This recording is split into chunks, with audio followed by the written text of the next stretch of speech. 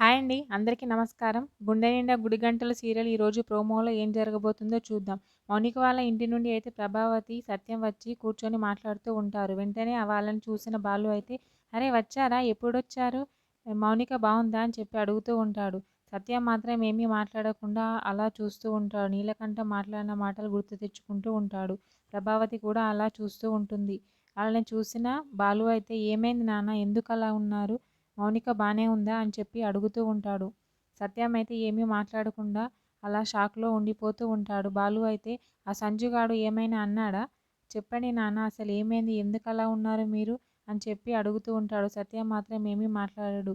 బాలు మాత్రం "అసలు మీరు ఫంక్షన్ గురించి చెప్పారా? ఏమన్నారు వాళ్ళు? ఒప్పుకున్నారా లేదా?" అని చెప్పి అడుగుతూ ఉంటాడు బాలు అయితే. "చెప్పాంరా ఫంక్షన్ గురించి.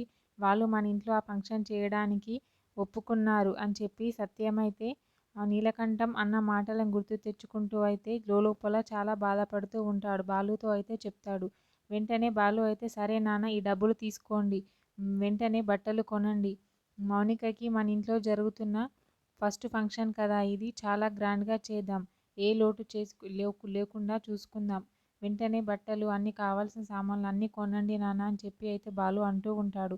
"మొదటిసారి చేసుకున్న పండుగ కాబట్టి నేనే దగ్గరుండి అన్నీ చూసుకుంటాను. మౌనిక చాలా ఆనందపడుతూ ఆనందంగా చేసుకొని మన ఇంటి నుంచి ఆనందంగా వెళ్ళాలి" అని చెప్పి అంటూ ఉంటాడు.